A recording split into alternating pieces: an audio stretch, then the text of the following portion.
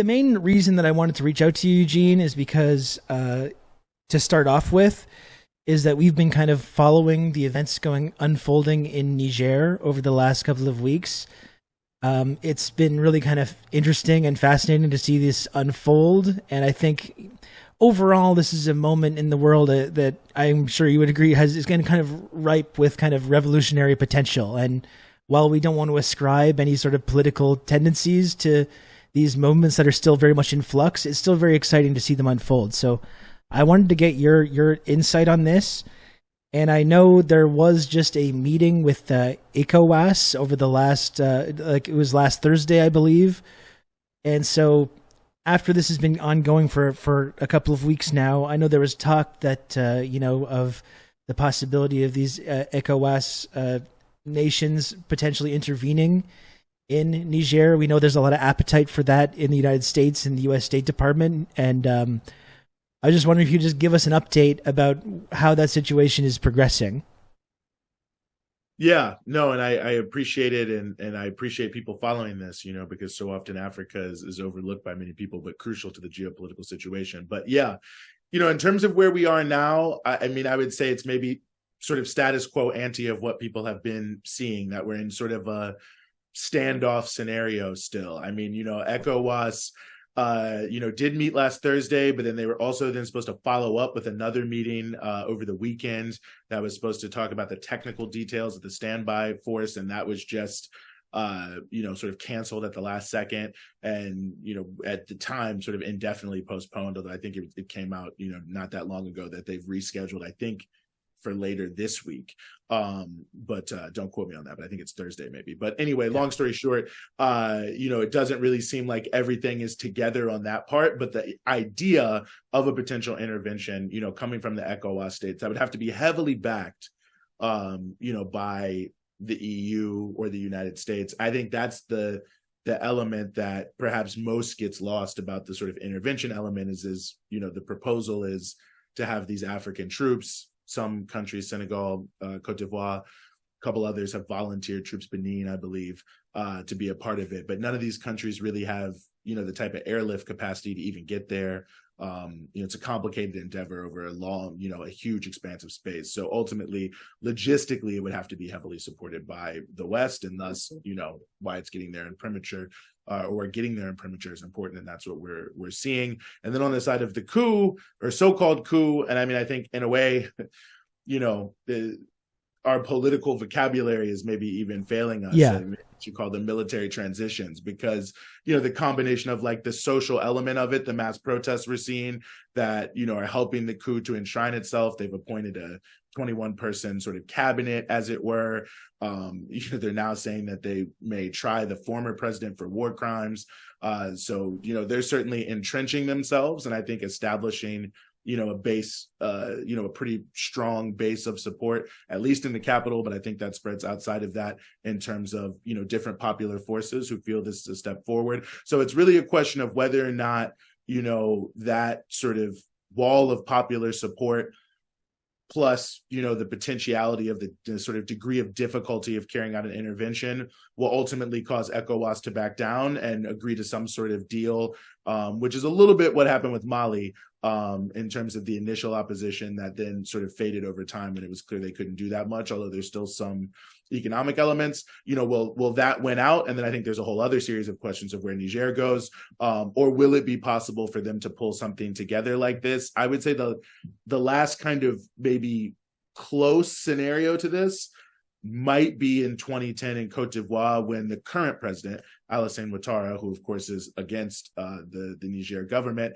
launched sort of a coup of his own after he contested the election of Laurent Gbagbo, and France backed him with helicopters and things like that. And he led this whole military column through the country and took power, allegedly in the name of democracy. But all that being said, it just shows, I think, that these things are not that easy to pull together and pull off, but it's, possible, it can be done. I think, what would happen if they did is a whole other question, but will that impulse win out? So it's sort of a question whether or not they can, it can really be pulled off credibly. And I think a lot of people, myself included, are not quite sure that's possible. Yeah, like to your point, it seems like the language that we use in our political class or our media class about these kinds of things really kind of depends on what our state or what our sort of what the political class, what the military industrial complex want, and what the State Department wants, and they'll describe it as a coup or a revolutionary transition, like depending on on what these situations are. Um, yeah, I think that was one thing that we were noticing as well, though, which is that like even though sometimes it can be hard to know. Obviously, military coups are quite common on the continent. There's been coups like that have led to kind of bad outcomes for people, and it's hard to know sometimes. Does this deserve sort of critical support or not? It seems like Mali and Burkina Faso coming out strongly in favor of this military transition, as you described it, seems to indicate that it is something that's worthy of at least our attention or tepid critical support, if not more than that.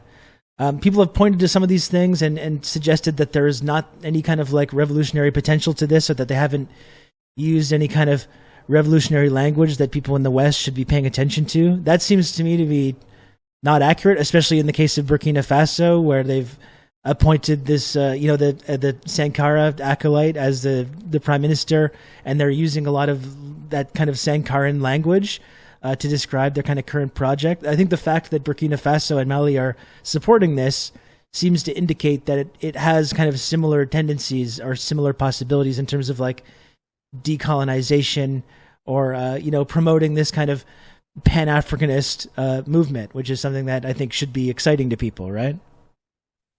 Yeah, I mean, I agree with you totally. I mean, I think if we, give it sort of a historical lens as well. I mean, obviously, it's hard not to be caught up in the moment with so many things, but you think about, what sort of classical revolutionary situation ever sort of emerged randomly in a vacuum and was not preceded by, a period of upheaval and shifting of ground that changed the realm of what was possible. So I think for those who don't see the possibility here, I think that not only are they not seeing their history, but they're not seeing exactly what's taking place. Because I think if you look at something that was actually said by the finance minister of the previous government, of the Bazoum government in Niger, just towards the end of 2022, when he made a point in a different context, but about the situation in Niger, and said we're sitting on a social time bomb.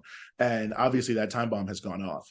And I think the only reason you can have, Mali, Burkina Faso, Niger, these elements of the military and certain elements of the existing political class and political elite, and then, some other broad sectors of society actually be able to do something like this, is that it corresponds to the fact that the masses of people in these countries are tired of living in total and complete abject poverty, humiliation and marginalization, and that they're rising up, in many ways, not quite spontaneously. And I think we can talk about that. I mean, I think it's organized in many ways, but to some degree, it's like a mass uprising throwing off the initial shackles of neo-colonial slavery. And there's many things and many steps that are left to come.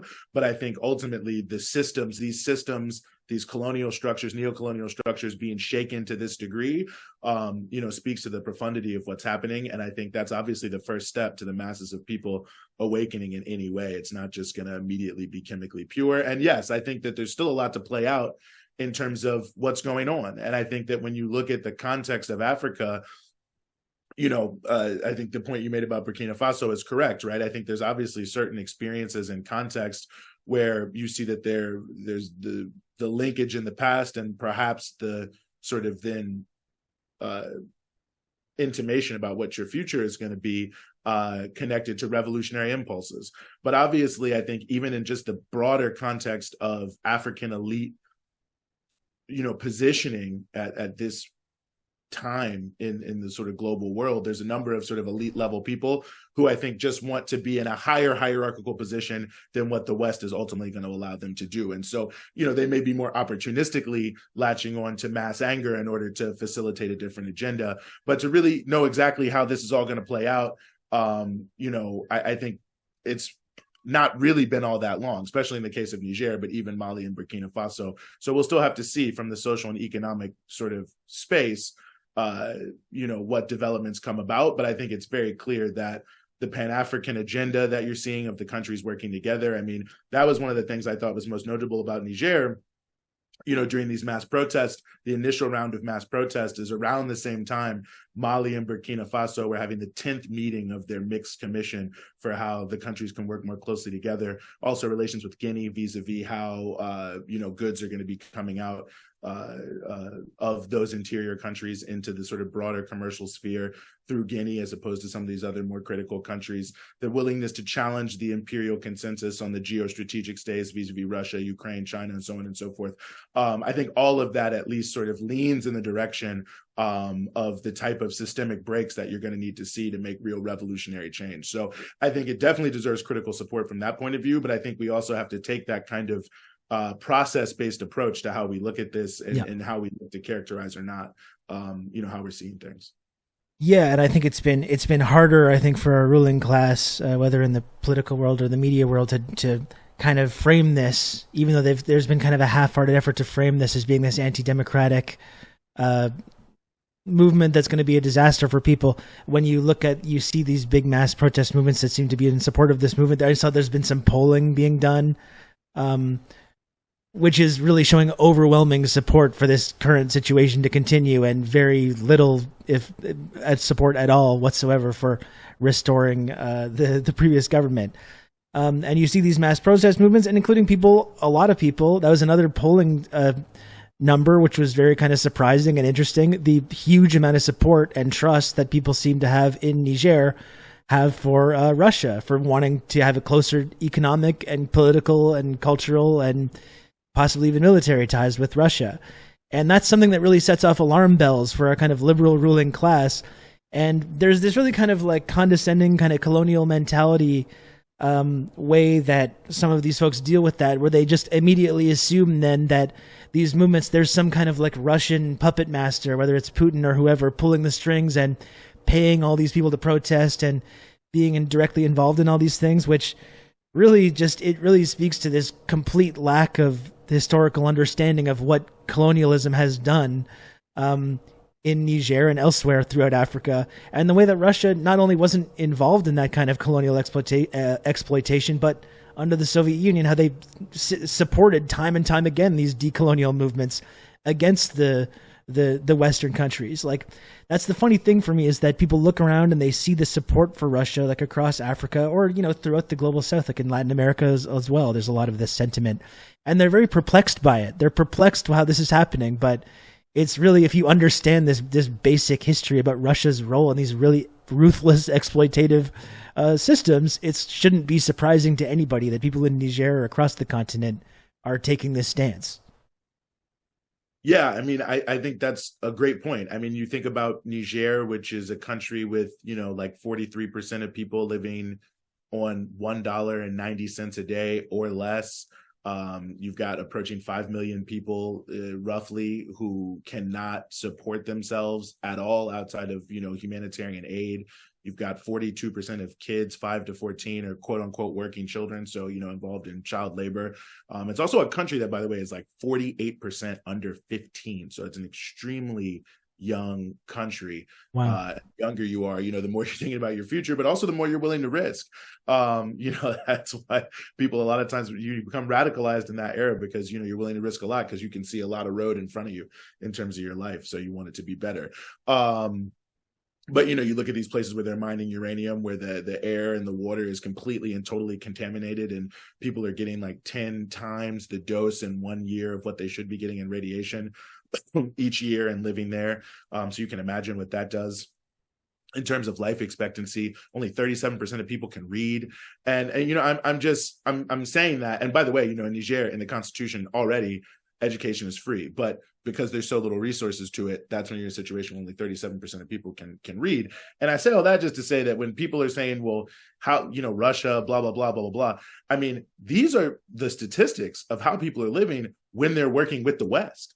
So to me, it's almost like axiomatic that you would be like, well, if with these people, we are living in total abject poverty, and our country is under siege from a range of, Al-Qaeda type insurgencies that were imposed upon us to some degree. I mean, they were in an existing fashion, but supercharged by the war in Libya. That you might think like, yeah, maybe I should just go to the other team, like the people who they say are really terrible, because this is not working for me at all. So I think, that's the number one thing that I think underpins so much of what's happening between Africa and Russia right now is I think that Africans who are looking to, have a different perspective than what they've been given know that means you have to break ties, or at least try to reform the ties with those who have put you in this circumstance. And you're only going to do that by A, working with other people, and B, threatening to work with other people in order to, help manipulate what's going on the other side.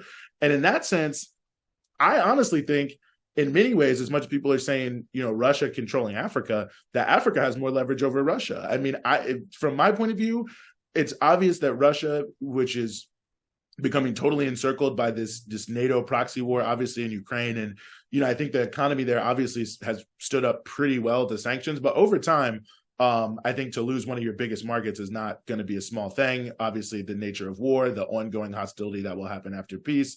So ultimately, Russia is, I think, in a position where they have to have much more solid ties with the global South in general, but certainly Africa, which holds a disproportionate amount of minerals. It's obviously the youngest continent, so it's going to heavily factor into the rest of this century, vis-a-vis the issue of human resources, which I don't think can be undercounted. It's, geostrategically important in terms of how the sort of economy and things are arrayed. So from that perspective, I think that African countries, and I think you can see this in the things they're demanding, even like some of the worst leaders, quite frankly, are engaging with Russia because, and I say worst in terms of like, the most capitalist, pro-imperialist tools, because they see that they can work some leverage on them to gain things and to move up the value chain, especially in terms of building out manufacturing, which was a big subtext and professional training of the Russia-Africa summit.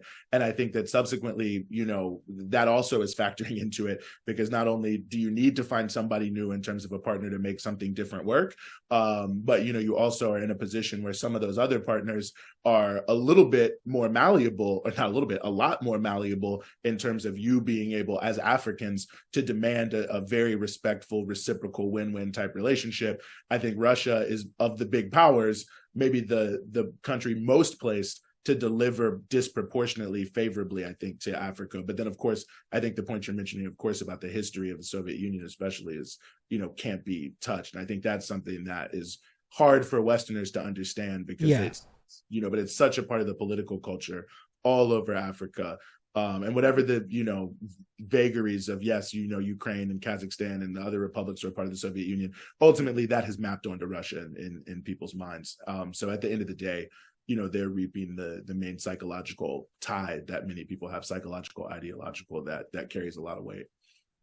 Yeah. And, you can sort of map the same sort of sentiment onto the continuing role that like the Belt and Road Africa is playing in China's Belt and Road Initiative as well, which also kind of is very perplexing to some of our political leaders. But like you're pointing out, it's like people in Africa have lived through now centuries of Western style development, and it just hasn't really happened.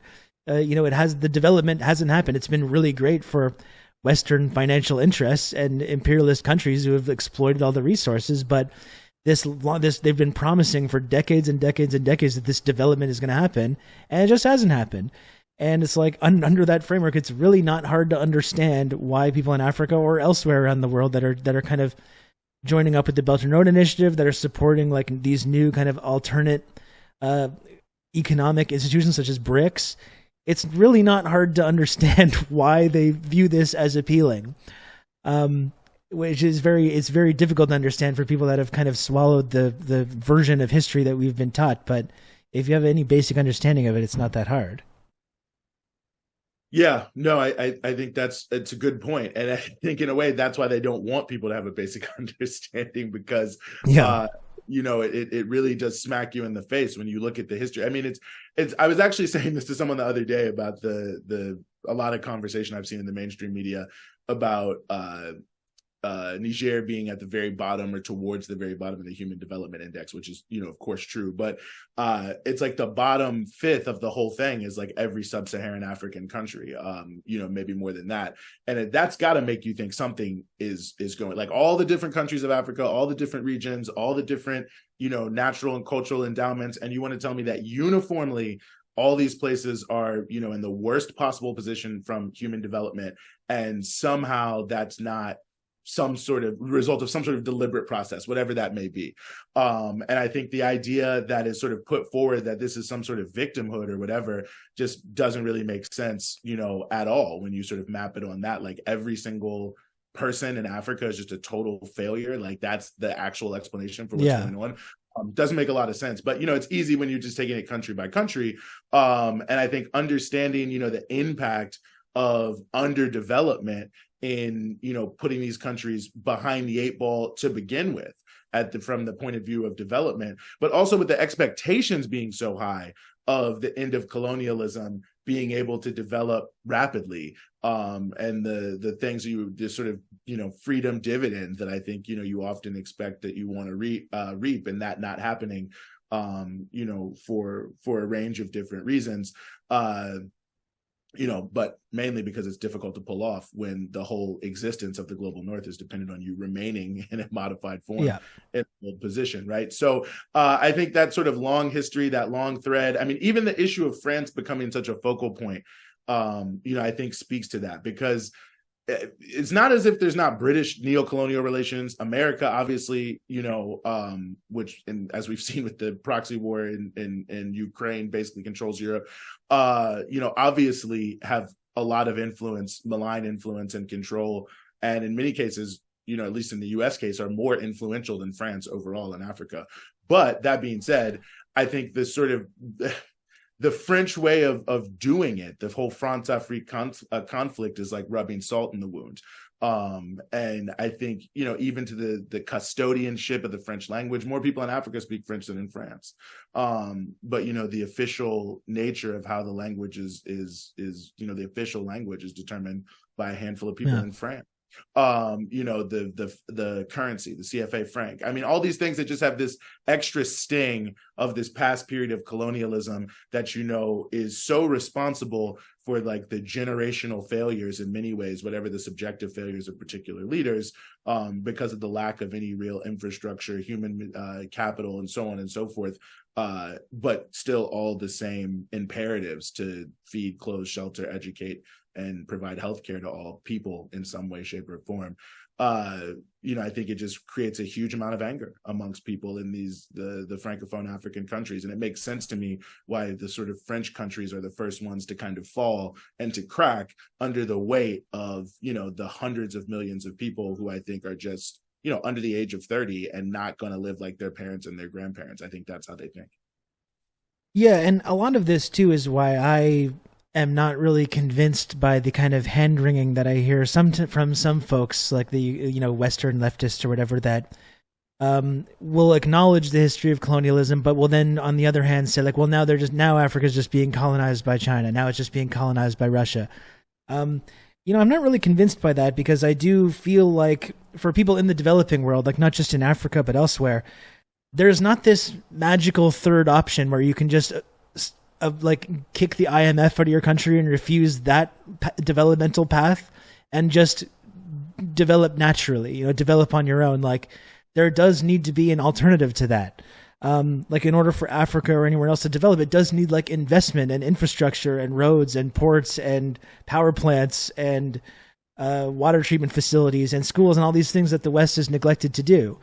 I feel like it's kind of this somewhat arrogant viewpoint to lecture people in Africa or anywhere else about accepting these alternative deals in order to secure some of this investment and infrastructure and to actually start developing, and just kind of suggest that no, you must say no to all of this, and you must find some alternative path and just kind of will this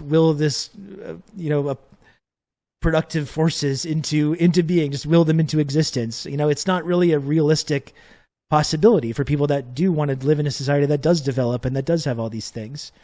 And that's exactly why, I mean, you talk a lot about multipolarity on and Breakthrough News and the work that you do. When I spoke with Vijay Prashad, he's been a little cautious about going all the way into that idea. I think when I talked to him about it, he encouraged this more thinking about multilateralism, and kind of avoiding this kind of terminology. But it just seems to me that for anyone that views the emergence of China or Russia to a lesser extent as these kind of major economic or geopolitical powers, I mean, it just seems like this is a really necessary thing in order for any of these revolutionary movements to succeed, or any for these anti-colonial movements to succeed. Because in the past, if there's some kind of revolutionary movement or there's this effort to develop or decolonize, there's only one path that's available to you, and you've got Western imperialism and the CIA and AFRICOM and the World Bank and the IMF and all these very powerful economic and political and military forces putting their thumbs on the scale. And now the emergence of China and Russia also has now given an opportunity for these movements to maybe succeed, where in the past they could have very easily been snuffed out before they amounted to anything. Yeah, I think that's a very good point. I mean, really, and, the principal impact of the demise of the Soviet Union, of course, was to create this unipolar reality where, exactly all those institutions putting their thumb on the scale, there was no way you could really counterbalance that, for any liberation movement. And I think now we're seeing a potential change. And I think Vijay's point is definitely well taken. I mean, I think that in terms of the sort of practicalities of how international relations should be evolving, it should be, I think, based more on sort of complementary multilateral relations rather than pure power relations. But I think at the end of the day, some countries can have good multilateral relations and some aren't. So there's obviously going to, I think, be sort of a multipolar element in that world. And I think in that sense, and I think he would agree with me on this, so I guess we'd have to ask him, to some degree, the multipolar, I think from a socialist perspective, or people who are socialist communists, is can we develop a social pole that is more multilateral? The type of relationship that Alba is trying to develop, for instance, in the context of, what's happening in the Caribbean and South America, where obviously there are many very small countries in Alba, the smallest islands of the Caribbean, but they're able to play an outsized role, even vis-a-vis large countries like, especially relative to them, Venezuela and Bolivia. And even Cuba to many degrees, which obviously has many, many more people, even though it's also relatively small compared to those other two. But that being said, how do you create sort of a social pole that can, articulate that vision across, movements and perhaps governments to be around the world to try to shape things in a much more multilateral direction, as opposed to one that's just sort of clashing interest and the possibility of continued war, which I do think is a factor, of quote unquote multipolarity, it creates a more quote unquote kinetic environment, if I want to sound like I'm working at the Pentagon or something. But, I do think that it's changed the landscape for Africa in a huge way. And I think this is really the big discussion for Africa, is what is the, Alba style project that can develop in a place like Africa to be sort of a complement to that social pole. And I think, it's yet to be seen. I think, really the only country sort of talking in that way is Eritrea, to some degree Zimbabwe, but that's a complicated scenario. But, even Zimbabwe in a way is an example of what you're saying, to sort of make a weird hard pivot back to that, because, if you look at the mining contracts in Zimbabwe, where the investment is China is colonizing Zimbabwe. People have been saying that for forever, but Zimbabwe just changed the law and said, there's not going to be any more raw materials of certain raw materials. You have to at least do some processing here to help the country, move up the value chain with their own minerals.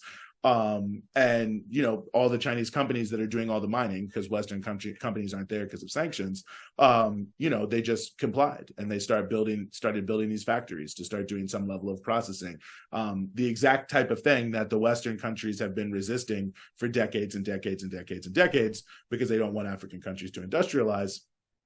And it speaks to, I think, from my point of view, the most relevant thing from the sort of perspective of Russia and China. I mean, one, referencing what I said earlier about the sort of leverage, vis-a-vis Russia. And then two, I think referencing that China, obviously will kind of work with whoever is there.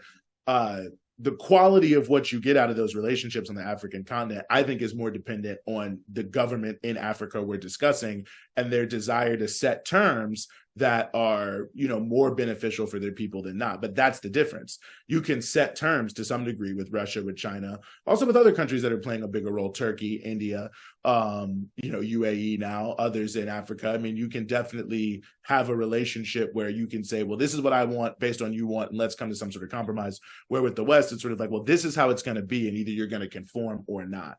And I think that in and of itself, just being able to set your own terms is a huge step forward, even if some people are totally failing in the ability to set the correct terms, and thus some of what they're getting back is not high quality investment or bang for their buck, but a lot of it is. And so, there's also that fact. And I think that infrastructure especially is where China has excelled, and that is one of the biggest needs. Like, most people don't, I think, even realize this about Africa, but there's not like a huge road network really in terms of like big super highways and things like that, the way you drive around America. Like, it's, Angola, I think, is connected to like 7 countries in Africa, and most of them you can't really like drive there, like, or move goods in any significant way. And when you travel around Africa, it's easy to get to the ports, basically, right? Or where airports or wherever you're taking stuff out. Yeah, all the infrastructure has just been designed to exploit all the natural resources and not actually to help the people that live there move around. Yeah. 100%. And only China is willing to intervene at scale to support the development goals of these African countries to some degree as it concerns infrastructure. And again, I think the projects are carried out in, to differing degrees, but in many ways, they've been huge game changers for African countries, all across the continent. Even countries that are not even necessarily as associated with, China in the popular mind. Nigeria is a good example of that. And you can look at the projects that are also coming through the multilateral fora, like the BRICS and the New Development Bank, in South Africa, and some of the thoughts about the rest of the continent. And I think obviously you can see from airports to medical facilities, which is probably an underrated, factor of the entire thing. Roads, obviously, which again, I think is a bigger thing than, there's roads everywhere in America. I feel like people kind of take that for granted. Yeah. All these different elements that are bringing it together, power, different things like that. The West is just not offering really the same thing. I mean, I remember when Blinken goes to DRC last year, when he does the big trip, maybe this is 2021, to Africa. And no, it was last year. And it was right around the time DRC was saying that they were going to sell these gas blocks in the middle of the rainforest. And so, of course, everyone's up in arms. Oh, my God, DRC, which is probably contributing so few emissions, probably like less emissions in my neighborhood right now in New York. And, they're going to sell this gas. But the people are so poor. I think even though I could raise some objections to the government of DRC, it's hard not to kind of understand where they're coming from, where it's like, well, if you're not going to help us, we have to bring in income. And so Blinken goes there, and I was expecting, when he flew in, I was like, man, this is going to be some bullshit.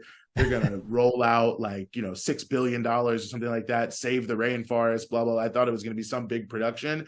And he was basically just like, don't sell these oil blocks. This is a bad idea. It's bad for the environment, and then just left the country. And it was just amazing to me that a country viewed as an American ally would be treated with such like, I think like almost disdain and effrontery, especially when you look at what they're doing for Ukraine, what they do every year for Israel, what they're doing for South Korea. It's like all these other countries.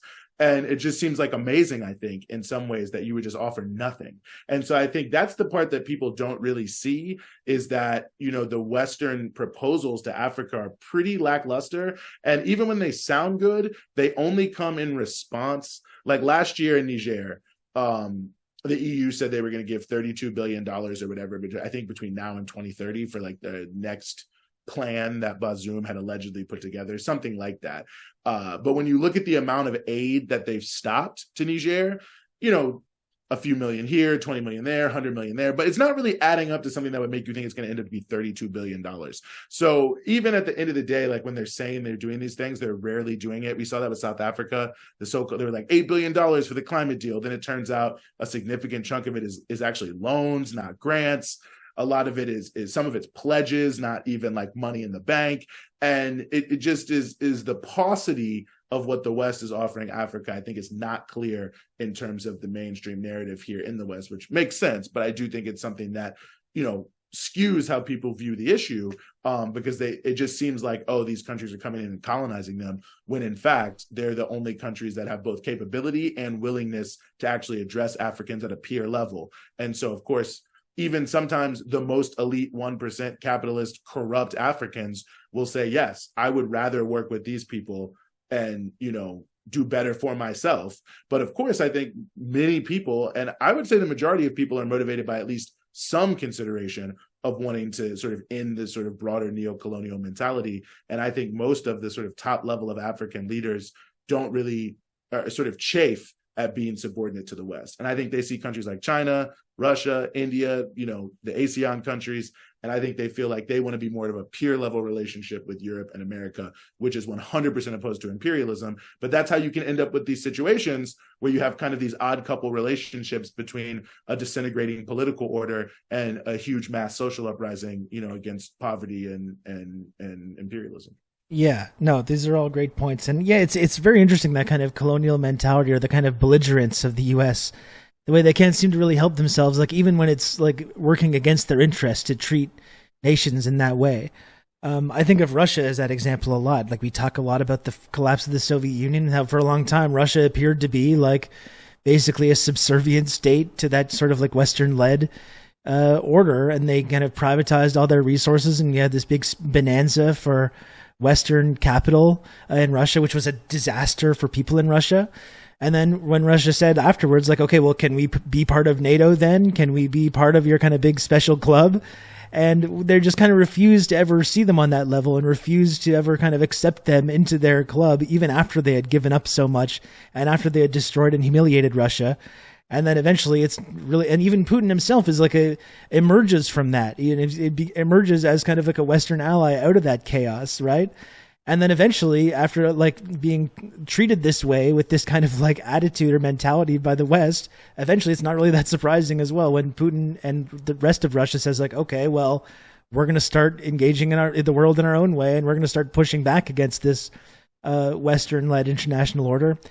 And they pushed China and Russia back into an alliance together, two nations that were at each other's throats and despised each other for decades. It's kind of funny and ironic to me, the way that America kind of had everything all laid out, and they kind of had this global system kind of at the end of history period totally under their control, but through their own sort of arrogance and belligerence slowly kind of pushed these nations that didn't necessarily have these strong cultural or diplomatic ties anymore, pushed them together, and have kind of created this multilateral system in spite of themselves. It's kind of amusing to see that play out, that process.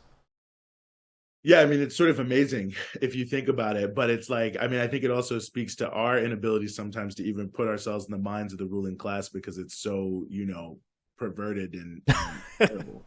And it's like, but I think from their perspective, the unipolar thing ends up becoming a double-edged sword, because the ability to just extend the limits of capitalist exploitation at every corner of the globe, like more than you ever thought, kind of, it kind of reminds me of, Scrooge McDuck, like swimming in the gold. Yeah. I feel like then you do it, and it's like, yes, let's do this. Of course we can do this. And I think, it almost breeds almost like a sort of madness, it seems like, but in a way, to have like such a terrible, destructive system, it has to almost have an element of madness to it, or sociopathy, or whatever you want to call it.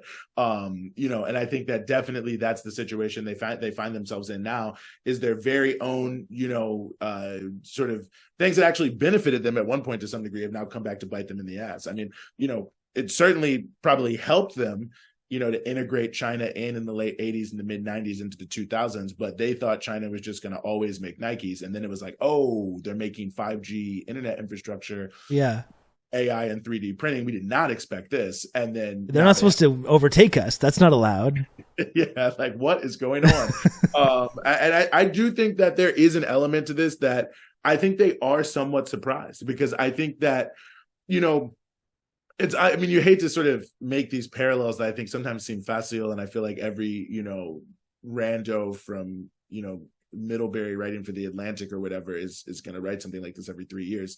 But, you have to look at sort of I don't know why I just picked on Middlebury. I'm sorry to say that, but, looking at the late decline of other empires, I feel like you see similar sort of trends to a degree, though. The Roman Empire, the British Empire, where you've been on top for so long, multiple generations, that you do sort of lose touch a little bit with the fact that you can lose it. And I think that does create certain unforced errors that, of course, become important sort of from a historical perspective. You say, wow, wasn't that lucky that they had this thing happen at that time? But, maybe it was luck. Maybe some of it's inevitable, whatever the individual thing is going to be. And I think perhaps we're in that kind of late stage in terms of, the US-led post-World War II imperial order, where they're unable to fully counter-strategize because the imperatives of their own way of living and their sort of lack of touch generationally with what the masses of people really feel and think, prevent them from actually getting a sense of what's going on.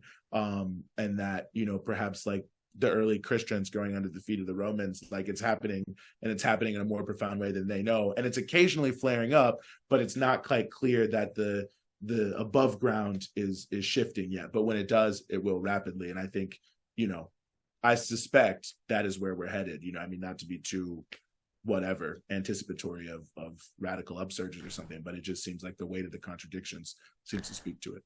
And I think what's happening in Africa seems to be an example of that.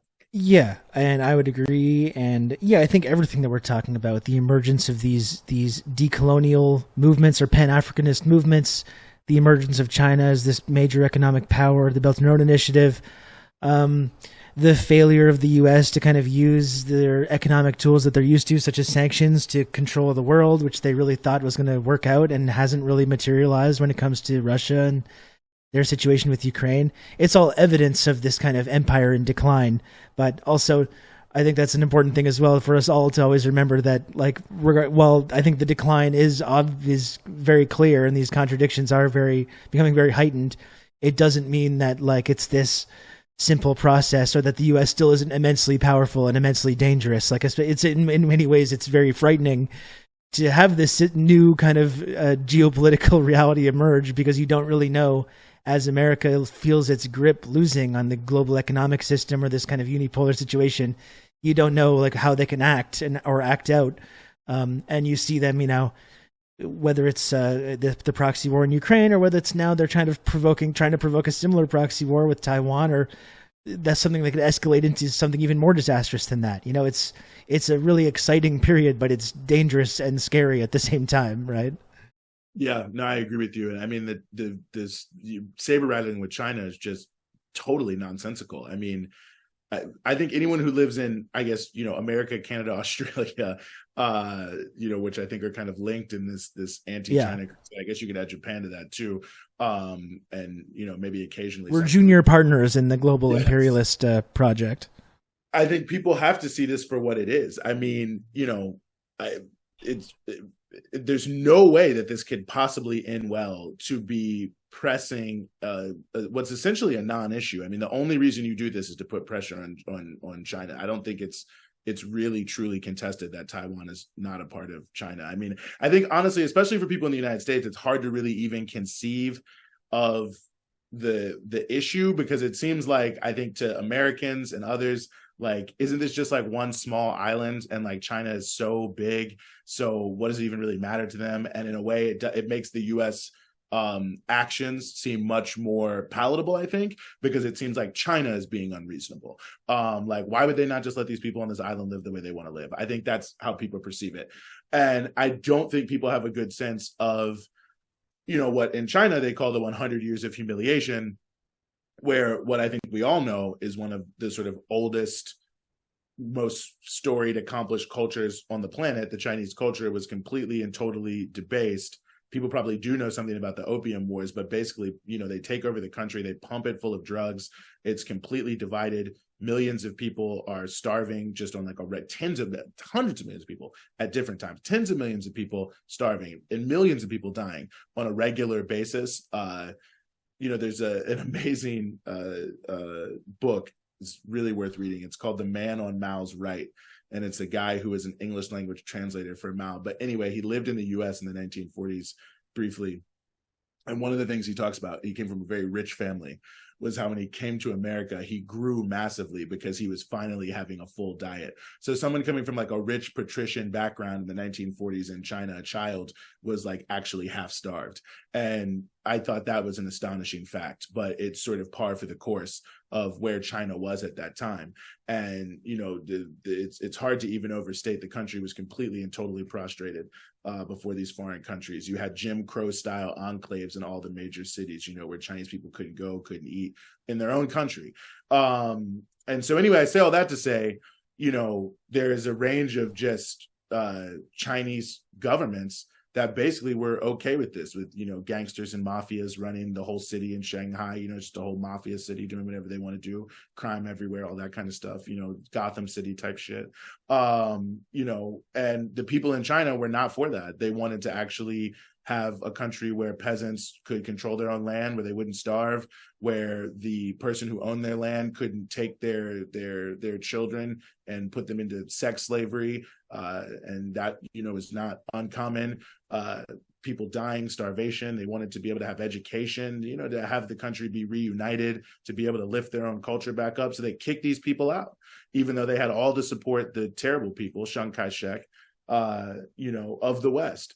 And the last place they could go was this island in Taiwan. And ultimately, they could have been kicked out of there too. But the Chinese communists that had the support of the people of 99% of China, more than that maybe, you know, were worried about whether or not there was going to be intervention, you know, from the West if they went and delivered the final blow to Chiang Kai-shek, or how it was going to go. So they didn't go. And they also decided not to take over Hong Kong from the British, because they weren't really sure what that might provoke. Same thing with Macau from the Portuguese. So they were taking back their country, but they, you know, hedged their bets a little bit in terms of coming into a full-scale conflict with the West, unless 100% provoked, like they would later be in Korea in sort of a proxy war against China. But nonetheless, you know, like that's why these governments were there in the case of Macau and Hong Kong, and that's why they're there in Taiwan. So like, I hate to use this precedent, but I think it's fair to use it, quite frankly, when you look at the history of the political tendency that the leadership on Taiwan is coming from. You know, if the Confederacy like had some island right off the coast of America and was saying that the government of pre-slavery abolition should be the real government of America, I think people would not like that. And they might be like, why don't we reunite? And we don't want to go to war, but like eventually we have to find a way to come together. And that's basically what China is saying, is that we want to try to, over a long period of time, find a way to reunite our country. But all these other countries are telling us we can't reunite our country. So we have to be prepared to defend our own territory against these people who have already shown they only want to divide our country historically. It's pretty clear historical precedent. And that's why actually every single country in the world actually supports Taiwan, basically, except a handful, 3 maybe now, actually supports China when they say that Taiwan is a part of China. It's not complicated, actually, including, of course, the United States, Canada, and Australia. But nonetheless, it's heavily manipulated. And because the history of China is unknown, and the history of the devastation of the country for 100 years and the psychological and cultural impact on one of the oldest cultures, people don't know that, and so they can't understand why China is reacting the way they're reacting, and it makes it look like China is belligerent, when in fact America is sending ships over here thousands of miles away from America for something that doesn't have any bearing whatsoever on the life of anyone in the United States, and potentially threatening one of the most core issues of a country that has nuclear weapons. Like, it just, if the imbalance in who is the aggressor here is not clear, I think to me it becomes willful ignorance and cowardice of people who are afraid of being called Chinese agents and, you know, smeared and slandered. And I can understand that, you know, people are afraid of those things because they're bad to happen. But pretty much all legitimate movements in all times have gone through that. So if we really want to make a change, you know, sometimes we have to stand up for what's right, even when it's unpopular. And I think this war drive with China, obviously they've convinced a lot of people China is evil, but I think that story is not the whole narrative. People are not getting it all, and we have to just keep hitting these basic facts about why these things are happening, and getting outside of this, you know, crazed innuendo atmosphere that's being spread now. Yeah, well, I regret to inform you, in Canada, people are just as gung-ho about this as just about anywhere in the world. It's absolutely unhinged, the climate, when it comes to China and this country right now. It's in fact very disturbing to see it continue to develop. And you talked about being ignorant of the history too, but I think also people in the West have a weird attitude where they frame China as being belligerent and don't have the understanding of what it's like, not only to, the century of humiliation that you talked about, but to be currently militarily encircled with United States military bases in Okinawa and South Korea. And they're pumping arms. They want to pump arms into Taiwan and kind of support this movement while kind of talking out of both sides of their mouths about the one China policy, or the Philippines or anything like that. Like it shouldn't be difficult to understand. This is a common theme. It shouldn't be hard to understand though why China is threatened by that. Why they're threatened by being completely encircled militarily by the largest and most powerful military in the world. And you can apply that as well to Russia and the whole issue of NATO expansion. As much as we have this view of Russia in our media or political class, where it's just the evil nation, it's led by Voldemort or Darth Vader or whatever, and just everything that they do is just because they love and worship violence. And I don't want to get ahead of myself, and I think a lot of the stuff that the Russian government does is grotesque, but I also do understand just the reality that they have been increasingly militarily encircled over the last couple of decades. Whether you like them or not, they've been quite clear about Ukraine being this red line for them, and we've just continued to push right up against that for years and years. Both Canada and the United States and British intelligence have been pumping arms into eastern Ukraine now for years and arming and training these openly overt fascist militias. I understand it's uncomfortable to talk about, and it's difficult sometimes, but it should not be hard to understand how that came to be perceived as a serious security threat in Russia. And I think you can acknowledge that without saying everything that's happened as a result of that is great and I support it. I know that we don't, but we have this really weird sort of black and white understanding of these issues where we are not allowed to acknowledge any of this nuance or acknowledge our own role in provoking the situation, which is undeniable. And to go back to Africa and the rest of the developing world, everyone around the world understands this as well. As much as we talk about Russia and Ukraine and say, well, the whole world stands with Ukraine, we're really only talking about a small percentage of the world, which is the predominantly white, formerly colonialist countries who all support this. And meanwhile, everyone else is at least neutral, or in many cases supporting Russia's position. But it gets framed in our media as being this completely black and white, good versus evil kind of fairy tale, which in no way accurately describes what has actually been happening. Yeah, I mean, it sometimes it feels like it's through the looking glass how little impact the broader global consensus on this seems to have on. I mean, forget the positions. I could see it not affecting the positions of the Western governments, of them being like, okay, everyone's against us, but we're going to do this anyway. But the fact that it doesn't really even find a reflection in their discourse, they're not even really critically challenging anyone's views. They're just asserting that this is how it is and everyone has to play along and anything else is just Russian propaganda. And we won't even entertain it in terms of how we approach things. And we will lecture and, punish countries for not conforming to our views on an issue that for many of them is just not a core issue. And I think it is amazing to note that basically every other country that's not in America and Europe has essentially just gone anywhere from we'd rather just stay out of it completely to, as you say, we are actually supporting Russia. And it's the vast majority of the world that is now demanding, whether they support Russia or whether they're just neutral. And even if they're criticizing Russia, but they're neutral in the conflict, I think basically the consensus is that there needs to be a move towards a peace process as quickly as possible. And I think the other thing is people see the operation of the double standards at so many different levels. I mean, you look at any African conflict, the immediate sort of chorus from abroad is there must be peace talks right away. Ethiopia, Sudan, wherever the most important thing is to have a ceasefire. The most important thing is to have the truce. Most important thing is civilians. We have to make sure that they stop the fighting right away. But in Ukraine, it's if you call for a ceasefire, you're actually for Putin. And you're for all these other negative things that are associated with Putin, both true and false. And I think that at the end of the day, it makes this overall process that we're talking about in terms of the shifts happening in the world much more profound, because I think even then you can see other countries who are in no way, shape, or form against America start hedging their bets. I mean, I think we've definitely seen that in the Gulf. I definitely think we see that even with Turkey, which is a NATO member. India as well.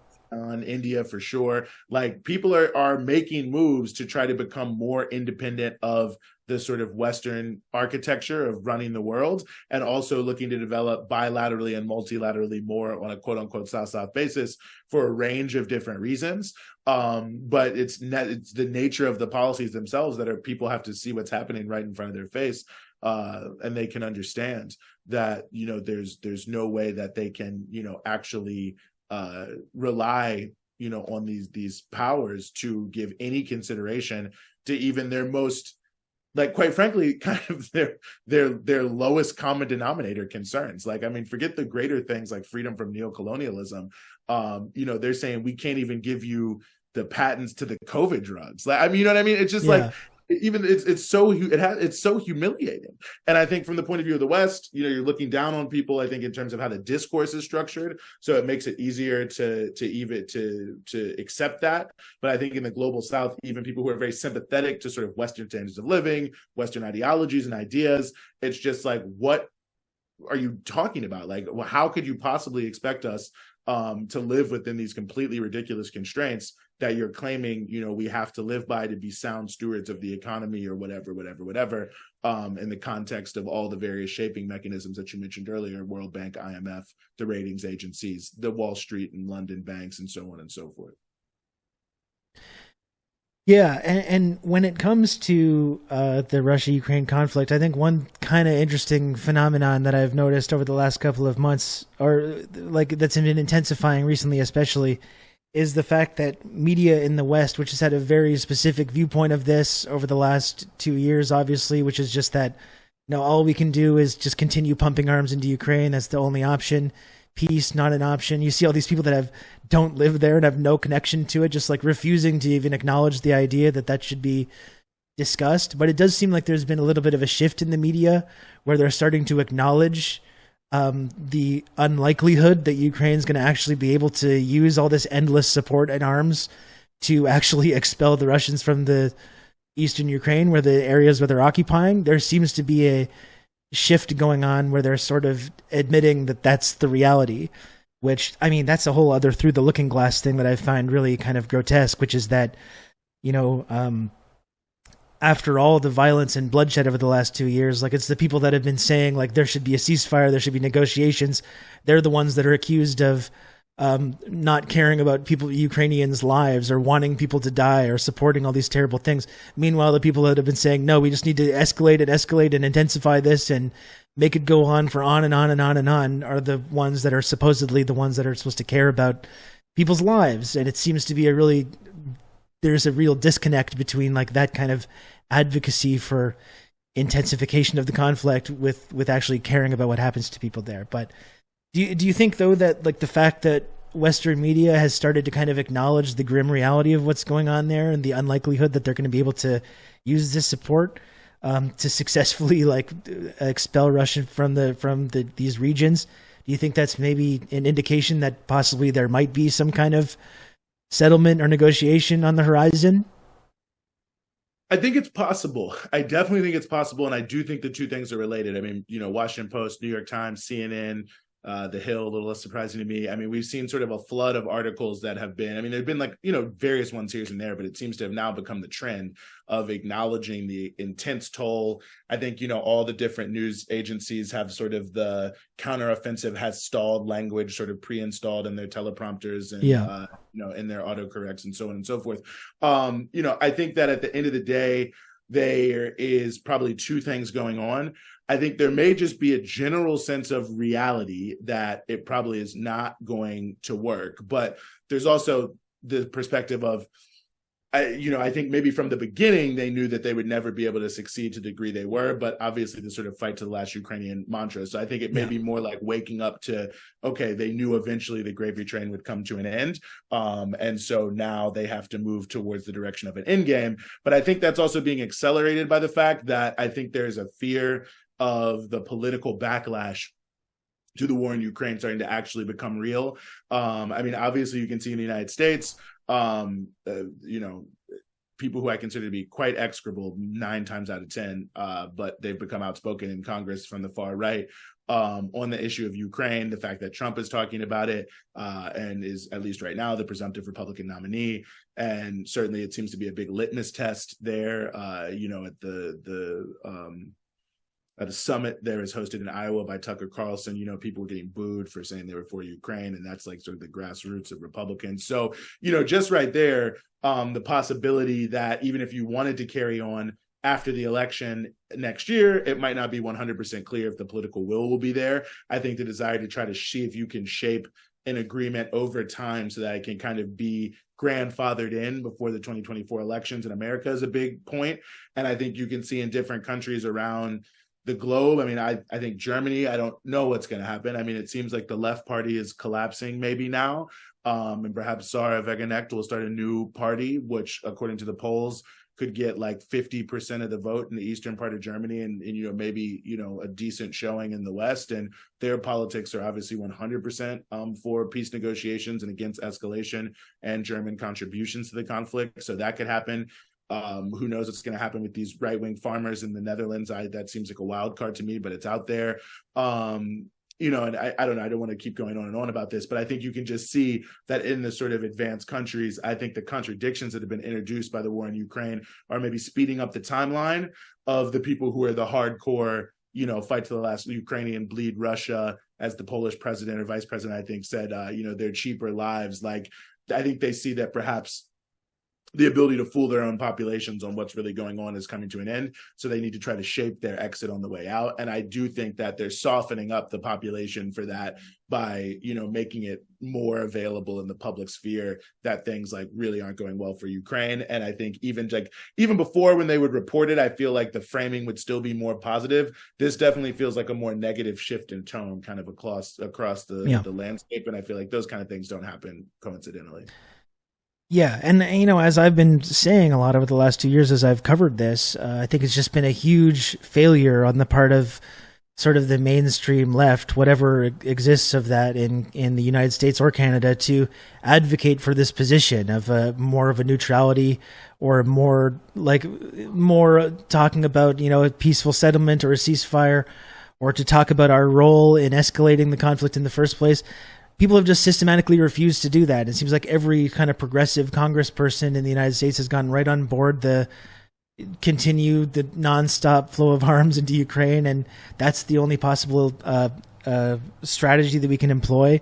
There was that kind of mild effort to a little bit push back on Biden administration, which so many people got mad at, that letter that the progressive Congress people put together, that they immediately withdrew it. Like, it's been really pathetic, but I think it's been such a mistake because it's provided people like Tucker Carlson and Marjorie Taylor Greene and all these real reactionaries with an opportunity to speak to that, which is something that I think is going to be a message that's going to resonate with people. It's people that are going through difficult economic times, seeing their material conditions decline, and they see this nonstop flow of arms and billions of dollars constantly going to Ukraine, and they put 2 and 2 together that they're kind of losing out on that deal. And I think it's been kind of a gift to the far right to completely abdicate their responsibility on talking about this, which is why I'm happy to, that you've been doing the work that you've been doing, and with your crew on Breakthrough News and elsewhere. And I guess on that subject, I know I don't want to keep you too much longer. You've been going a long time, and I appreciate it a lot. Because you talked about, the people that are speaking out when you mentioned China, or when it comes to Russia and Ukraine, and the way that they're being framed as being, supporters of Putin, Chinese agents. You're seeing that really start to escalate right now over the last couple of years. And right now, there's really this concerted effort to go after, in particular, People's Forum and the Tricontinental Institute. I don't know if Breakthrough News specifically has been mentioned in these kind of accusations of being funded by China or being funded by foreign states or what have you. But I know it's people that, you're kind of connected to as well. So I was just wondering how that's been over the last couple of weeks, as you've seen these kind of accusations start to get thrown around a lot more. You even have powerful members of the United States government starting to call for inquiries into foreign funding of these kind of left-wing movements, Code Pink as well, and these anti-war movements. It's a really dangerous time. So I'm just wondering, like, what your thoughts were, like, since you're kind of connected to that world, and how you think people should continue to advocate for these things despite these kind of obstacles. Yeah, I think it's been tremendously revealing on where we're going. I mean, I think as much as you hear the Democratic Party leaders especially try to propound that they're not for a new Cold War, you can see that institutions like the New York Times, other so-called liberal institutions, are right there in lockstep with Ted Cruz, with Marco Rubio. People, they claim they'd never endorse on their editorial page, but of course they're more than happy to try to carry out this bipartisan attempt to close down the political space around discussion of what U.S. foreign policy should be. And that shows you, I think, to me, unequivocally, we are headed directly into, and maybe are already into, the first phase of a new Cold War type concept, and that the sort of ruling class consensus is that we have to use military might, or at least the threat of military might, and all forms of other subversive means, in order to try to prevent these other countries from having any influence in world affairs, which obviously will challenge the sort of so-called rules-based international order that the U.S. ruling elite wants to keep into place. And so, just like in the first Red Scare after World War I, there's a big, radical upsurge. You have a Red Scare type panic scenario. Of course, after the Second World War, you similar sort of scenario as well.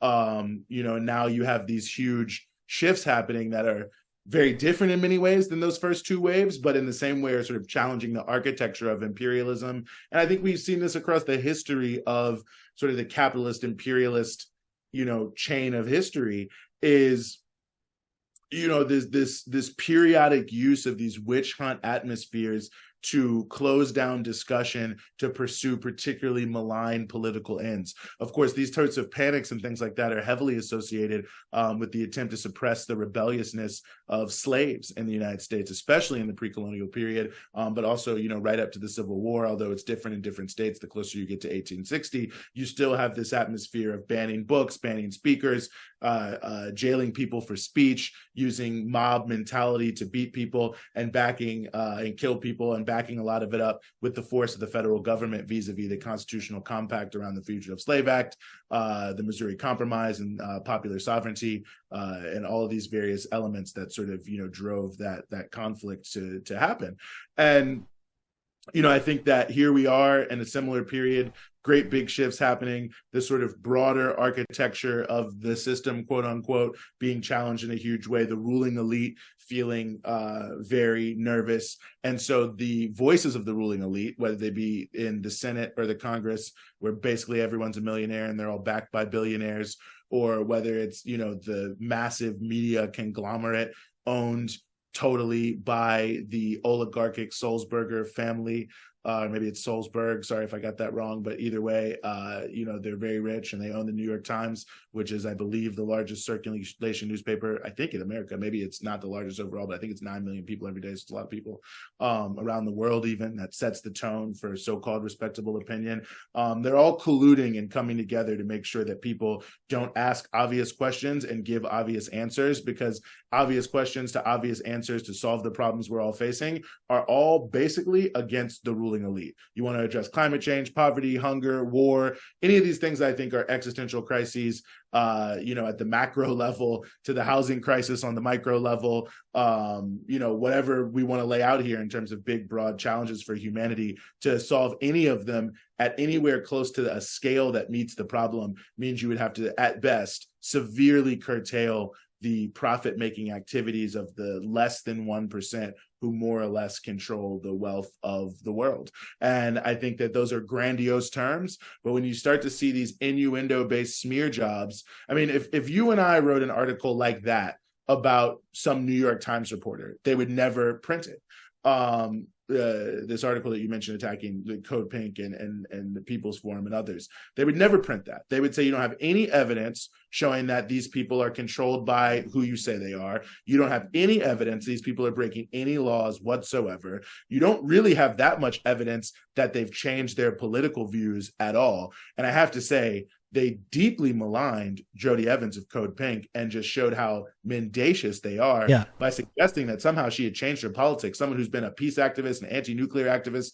They mentioned how she was the campaign manager for Jerry Brown in 1992. Jerry Brown gave an interview to Politico, I think earlier this year, or maybe it was last year, where he was saying there should be no new Cold War with China. So it's like they're representing someone who's changing their political views, who has consistent political views. Maybe on certain particular issues, they've changed their emphasis or changed their views, which is, of course, also totally legal. And I think most people change oftentimes things they think when confronted with information. But in broad strokes, 100% politically consistent. So they don't even have any proof that there is even some like Manchurian candidate thing happening here. All they have is that there are a number of people in America and in every other country in the world who are saying maybe we should not have a new Cold War. Maybe we should collaborate more. Maybe we should look for, sort of partnerships that help us solve the actual problems facing humanity rather than potentially have a nuclear conflict and destroy the entire Earth, even before climate change will. Maybe let's do something different than that. But of course, that's a dangerous thing to be suggesting for the people who control the New York Times, who control Congress, who control the military industrial complex companies, who control all the big U.S. corporations that don't want to be displaced by Chinese corporations or any other corporation in terms of their global footprint, and the financial industry that sits behind the whole thing. So, at the end of the day, I think we have to think in these kind of grandiose terms because we can see it from the highest levels, totally, mendacious hack job, kneecapping journalism that has absolutely no facts whatsoever regarding any sort of, there's no proof of any of this. The influence from China, they have no proof of that. It's just not true. Breaking the law in America, there's no proof of that. It's just not true. And the fact that you can still publish that you can just shows that the atmosphere is getting very serious to where even the most mainstream respectable institutions are willing to traffic in rumor and innuendo in order to shape the political environment so that those who want to really address these issues of this new Cold War conflict are not allowed to speak, or at least are tarred with the brush of being some sort of spy. So people are afraid to come listen. Yeah, no, it's a scary moment. Like you pointed out, I think it's just like there's this effort to completely delegitimize these viewpoints. Like no matter what these viewpoints that should be completely non-controversial, like what you're talking about, basic common sense. Like we should be working together and cooperating to deal with these big global crises rather than trying to kill each other. But it's being made so it's like completely illegitimate to express this viewpoint. Or it can have these kind of consequences, career consequences, possibly even, legal consequences at some point. It's scary, but you know what? I got to say that I am very proud to be part of a movement along with you and your colleagues at Breakthrough News and others that are continuing to talk about these things regardless of how hard it gets or how uncomfortable it starts to get. I think it's important more and more that this climate continues to only speak up louder and louder, and I know you're going to continue doing that. And we appreciate it. So Eugene, thank you very much for joining the program. It's really fantastic to talk to you. I appreciate it. It was really great. Do you want to just let everyone know where they can find your work and plug if you have anything you want to plug before we sign off here? Yeah, for sure. I mean, I'll just say you can find us at Breakthrough News. If you want to go to a website, breakthroughnews.org. We're on all social media at BT Newsroom. We're on YouTube, youtube.com, /Breakthrough News. You can find us there. You can find me at my name, at Eugene Puryear, Puryear. I'm pretty much only on Twitter. I'm pretty much only on Twitter, but we'll talk about that later. X.com, you mean? Yeah, X.com. Yeah, right, of course. You can certainly find me there. You can find us on Breakthrough. We're all over the place. And, we've got a lot of great things we're putting out. We've got a lot of exclusive content, for people who are coming on and being patrons. Of course, we really respect everyone who's willing to give us something, but, we're also there for everybody and to, see and engage with our content. And we really appreciate everyone who's supporting us. At BT Newsroom on all your social media platforms, youtube.com/Breakthrough News. And Rob, I got to say, I really appreciate you, man. Thank you for bringing me on. I really appreciate the opportunity to talk about these topics that, obviously a lot of people are trying to smother it, but I think, when we all work together, we can succeed. We can win. Every single movement that's ever succeeded has been infiltrated. People have been assassinated. They've tried to jail you, shut you down, put up propaganda, and it all fails. So I'm hopeful about what we can do. We love it. Thank you, Eugene. We'll do it again soon. Appreciate you, man.